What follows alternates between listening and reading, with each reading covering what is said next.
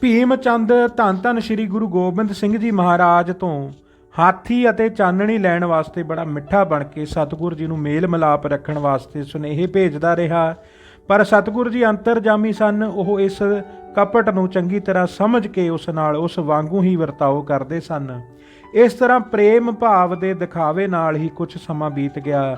ਰਾਜਾ ਫਤਿਹ ਸ਼ਾਹ ਨੇ ਆਪਣੀ ਲੜਕੀ ਦਾ ਵਿਆਹ ਦੇ ਕੇ ਭੀਮ ਚੰਦ ਨੂੰ ਸਾਹੇ ਦੀ ਤਰੀਕ ਲਿਖ ਦਿੱਤੀ। ਇਸ ਨਾਲ ਭੀਮ ਚੰਦ ਨੂੰ ਸਮਾਂ ਹੱਥ ਆ ਗਿਆ। ਉਸਨੇ ਆਪਣਾ ਇੱਕ ਚਤੁਰ ਪੁਰੋਹਿਤ ਅਤੇ ਰਾਜਾ ਕੇਸਰੀ ਚੰਦ ਨੂੰ 100 ਆਦਮੀ ਨਾਲ ਦੇ ਕੇ ਬੇਨਤੀ ਕੀਤੀ ਕਿ ਮੇਰੇ ਲੜਕੇ ਦੀ ਸ਼ਾਦੀ ਹੈ, ਇਸ ਪਰ ਤੁਸੀਂ ਆਪਣਾ ਹਾਥੀ, ਸ਼ਾਮ ਯਾਨਾ, 5 ਕਲਾ ਸ਼ਸਤਰ ਅਤੇ ਚੌਕੀ ਕੁਝ ਦਿਨਾਂ ਵਾਸਤੇ ਭੇਜ ਦਿਓ। ਵਿਆਹ ਦੇ ਪਿੱਛੋਂ ਛੇਤੀ ਹੀ ਇਹ ਚੀਜ਼ਾਂ ਤੁਹਾਨੂੰ ਮੋੜ ਦਿੱਤੀਆਂ ਜਾਣਗੀਆਂ।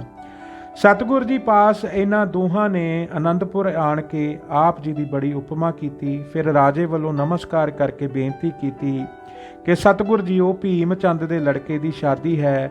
ਰੌਣਕ ਮੇਲੇ ਅਤੇ ਆਪਣੀ ਸ਼ਾਨ ਵਾਸਤੇ ਭੀਮ ਚੰਦ ਰਾਤ ਦਿਨ ਸਮਾਨ ਇਕੱਠਾ ਕਰਨ ਵਿੱਚ ਲੱਗਾ ਹੋਇਆ ਹੈ।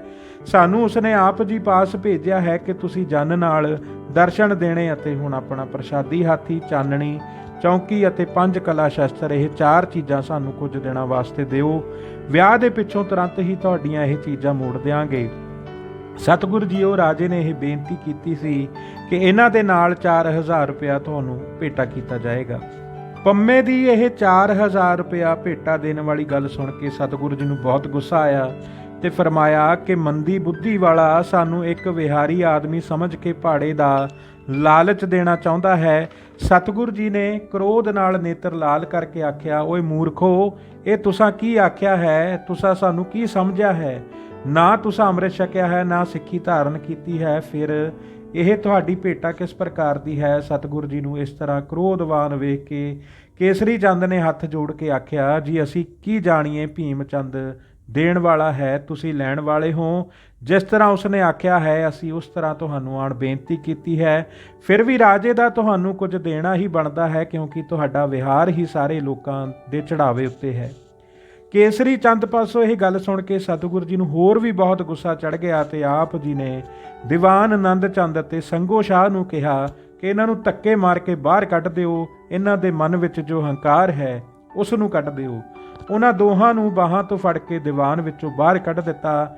ਦੋਵੇਂ ਗੁੱਸੇ ਵਿੱਚ ਬੋਲੇ ਕਿ ਤੁਸੀਂ ਭੀਮ ਚੰਦ ਦੇ ਰਾਜ ਵਿੱਚ ਵਸ ਕੇ ਮਨ ਵਿੱਚ ਉਸ ਦਾ ਡਰ ਨਹੀਂ ਰੱਖਿਆ। ਸਾਡੇ ਬਿਲਾਸਪੁਰ ਪਹੁੰਚਣ ਦੀ ਢਿੱਲ ਹੈ, ਵੇਖਣਾ ਆਨੰਦਪੁਰ ਵਿੱਚ ਕਿਸ ਤਰ੍ਹਾਂ ਲੁੱਟ ਮੱਚਦੀ ਹੈ। ਫਿਰ ਤੁਹਾਡੀ ਬਹਾਦਰੀ ਵੇਖੀ ਜਾਵੇਗੀ ਜਦੋਂ ਫੜ ਕੇ ਕੈਦ ਕਰਕੇ ਤੁਹਾਨੂੰ ਲੈ ਜਾਵਾਂਗੇ। ਤੁਸੀਂ ਮੰਗਵੀਆਂ ਚੀਜ਼ਾਂ ਨਹੀਂ ਦਿੱਤੀਆਂ, ਹੁਣ ਅਸੀਂ ਸਾਰੀਆਂ ਖੋਹ ਕੇ ਲੈ ਲੈਣੀਆਂ ਹਨ। ਸਿੱਖਾਂ ਨੇ ਆਖਿਆ, ਗੁਰੂ ਜੀ ਜੇ ਹੁਕਮ ਕਰੋ ਤਾਂ ਇਹਨਾਂ ਦੇ ਕੜੇ ਕੈਂਠੇ ਸਾਰੇ ਅਸੀਂ ਲਾਹ ਦਿੰਦੇ ਹਾਂ ਅਤੇ ਡੇਰਾ ਲੁੱਟ ਲੈਂਦੇ ਹਾਂ। ਇਹ ਕੀ ਯਾਦ ਕਰਨਗੇ ਕਿ ਅਸੀਂ ਕਿੱਥੇ ਗਏ ਸਾਂ? ਪਰ ਸਤਿਗੁਰੂ ਜੀ ਨੇ ਫਰਮਾਇਆ, ਨਹੀਂ, ਇਹ ਦੂਤ ਬਣ ਕੇ ਆਏ ਹਨ, ਇਹਨਾਂ ਤੋਂ ਕੋਈ ਚੀਜ਼ ਨਹੀਂ ਖੋਹਣੀ, ਨਾ ਡੇਰਾ ਲੁੱਟਣਾ ਹੈ। ਇਹਨਾਂ ਨਾਲ ਇਤਨੀ ਹੀ ਬੜੀ ਹੈ ਜਿਤਨੀ ਹੋ ਗਈ ਹੈ, ਪਰ ਹੁਣ ਇਹਨਾਂ ਨੂੰ ਆਖ ਦਿਓ ਕਿ ਇੱਥੋਂ ਛੇਤੀ ਚਲੇ ਜਾਣ। ਕੇਸਰੀ ਚੰਦ ਤੇ ਪੰਮਾ ਜਾਣੇ ਕਿ ਪਰਮ ਚੰਦ ਪੁਰੋਹਿਤ ਦੋਵੇਂ ਬੜੇ ਢਿੱਲਾ ਜਿਹਾ ਮੂੰਹ ਕਰਕੇ ਘੋੜਿਆਂ ਤੇ ਸਵਾਰ ਹੋ ਕੇ ਆਪਣੀ ਨਿਰਾਦਰੀ ਨੂੰ ਯਾਦ ਕਰਦੇ ਹੋਏ ਵਾਪਸ ਬਿਲਾਸਪੁਰ ਪਹੁੰਚ ਗਏ। ਇੱਧਰ ਸਤਿਗੁਰੂ ਜੀ ਨੇ ਆਪਣੀ ਹਰ ਪ੍ਰਕਾਰ ਦੀ ਸ਼ਸਤਰਾਂ ਦੀ, ਯੋਧਿਆਂ ਦੀ ਅਤੇ ਗੋਲੀ ਸਿੱਕੇ ਦੀ ਤਿਆਰੀ ਇਸ ਵਿਚਾਰ ਨਾਲ ਆਰੰਭ ਕਰ ਦਿੱਤੀ ਕਿ ਹੁਣ ਜ਼ਰੂਰ ਭੀਮ ਚੰਦ ਨਾਲ ਮੁੱਠਭੇੜ ਹੋਵੇਗੀ। ਐਸੀ ਤਿਆਰੀ ਵੇਖ ਕੇ ਕੁਝ ਮਸੰਦਾਂ ਨੇ ਡਰ ਕਰਕੇ ਮਾਤਾ ਗੁਜਰੀ ਜੀ ਪਾਸ ਪਹੁੰਚ ਕੇ ਇਹ ਸਾਰਾ ਵਿਰਤਾਂਤ ਸੁਣਾਇਆ ਅਤੇ ਕਿਹਾ ਕਿ ਇਹ ਕਿਸੇ ਦਾ ਕਿਹਾ ਨਹੀਂ ਮੰਨਦੇ। ਹੁਣ ਜਦ ਪੰਮਾ ਤੇ ਕੇਸਰੀ ਚੰਦ ਆਪਣੀ ਨਿਰਾਦਰੀ ਦਾ ਹਾਲ ਭੀਮ ਚੰਦ ਨੂੰ ਦੱਸਣਗੇ ਤਾਂ ਉਹ ਤਤਕਾਲ ਹੀ ਆਪਣੀ ਸੈਨਾ ਭੇਜ ਦੇਵੇਗਾ। ਇਸ ਤਰ੍ਹਾਂ ਬੇਅਰਥ ਹੀ ਜੰਗ ਛਿੜ ਪਵੇਗੀ ਅਤੇ ਦੁੱਖ ਤੇ ਮੁਸੀਬਤਾਂ ਝੱਲਣੀਆਂ ਪੈਣਗੀਆਂ। ਗੁਰੂ ਜੀ ਇਹ ਗੱਲਾਂ ਵੀ ਕਰਦੇ ਰਹਿੰਦੇ ਹਨ ਕਿ ਲਾਹੌਰ ਨੂੰ ਲੁੱਟ ਕੇ ਤੁਰਕਾਂ ਦਾ ਨਾਸ਼ ਕਰਕੇ ਆਪਣੇ ਸਿੱਖਾਂ ਨੂੰ ਰਾਜ ਦਿਆਂਗੇ, ਪਸ਼ੌਰ ਅਤੇ ਮੁਲਤਾਨ ਤੱਕ ਆਪਣਾ ਰਾਜ ਫੈਲਾਵਾਂਗੇ। ਮਾਤਾ ਜੀ, ਹੋਰ ਤੁਹਾਨੂੰ ਕਿੱਥੋਂ ਤੱਕ ਗੱਲਾਂ ਸੁਣਾਈਏ? ਇਹ ਤਾਂ ਨਿੱਤ ਹੀ ਇਹੋ ਜਿਹੀਆਂ ਗੱਲਾਂ ਸਾਨੂੰ ਸੁਣਾਉਂਦੇ ਰਹਿੰਦੇ ਹਨ। ਉਧਰ ਵੇਖੋ, ਔਰੰਗਜ਼ੇਬ ਵੱਡਾ ਦੋਖੀ ਹੈ। ਜੇਕਰ ਉਹ ਇਹਨਾਂ ਗੱਲਾਂ ਨੂੰ ਸੁਣ ਲਵੇ ਤਾਂ ਫੇਰ ਕੀ ਬਣੇ? ਇੱਧਰ ਪਹਾੜੀ ਰਾਜਿਆਂ ਨਾਲ ਜੇ ਵਿਗੜ ਗਈ ਤਾਂ ਫੇਰ ਆਪਣੇ ਰਹਿਣ ਨੂੰ ਕਿਹੜੀ ਥਾਂ ਹੋਵੇਗੀ? ਮਾਤਾ ਜੀ, ਅਜੇ ਵੀ ਆਪਣੇ ਪੁੱਤਰ ਨੂੰ ਸਮਝਾਓ ਕਿ ਰਾਜੇ ਭੀਮ ਚੰਦ ਨਾਲ ਸੁਲ੍ਹਾ ਕਰ ਲੈਣ। ਮਾਤਾ ਜੀ ਮਸੰਦਾਂ ਦੀਆਂ ਗੱਲਾਂ ਸੁਣ ਕੇ ਸਤਿਗੁਰ ਜੀ ਪਾਸ ਗਏ ਅਤੇ ਸਮਝਾਇਆ ਕਿ ਪੁੱਤਰ ਜੀ, ਪਹਿਲਾਂ ਔਰੰਗਜ਼ੇਬ ਸਾਡਾ ਵੈਰੀ ਹੈ, ਫਿਰ ਜੇ ਪਹਾੜੀ ਰਾਜੇ ਵੀ ਵਿਗੜ ਗਏ ਤਾਂ ਚਾਰ ਚੁਫੇਰੇ ਝਗੜਾ ਉੱਠ ਖੜਾ ਹੋਵੇਗਾ ਤੇ ਸਾਰਾ ਦੇਸ਼ ਵੈਰੀ ਬਣ ਜਾਵੇਗਾ। ਜਿਹੜੇ ਚੌਂ ਦਿਸ਼ਾ ਤੋਂ ਸਿੱਖ ਤੁਹਾਡੇ ਪਾਸ ਆਉਂਦੇ ਹਨ ਉਹਨਾਂ ਨੂੰ ਵੀ ਬੜੇ ਕਸ਼ਟ ਝੱਲਣੇ ਪੈਣਗੇ। ਇਹ ਪੈਸੇ ਦੇ ਕੇ ਖਰੀਦਿਆ ਹੋਇਆ ਆਨੰਦਪੁਰ ਛੱਡ ਕੇ ਹੋਰ ਕਿੱਥੇ ਜਾਓਗੇ? ਰਾਜਿਆਂ ਪਾਸ ਤਾਂ ਚੌਂ ਦਿਸ਼ਾ ਦਾ ਰਾਜ ਹੈ, ਜਿਤਨੀ ਚਾਹਣ ਫੌਜ ਰੱਖ ਸਕਦੇ ਹਨ, ਜਿੱਥੇ ਚਾਹਣ ਜਾ ਸਕਦੇ ਹਨ।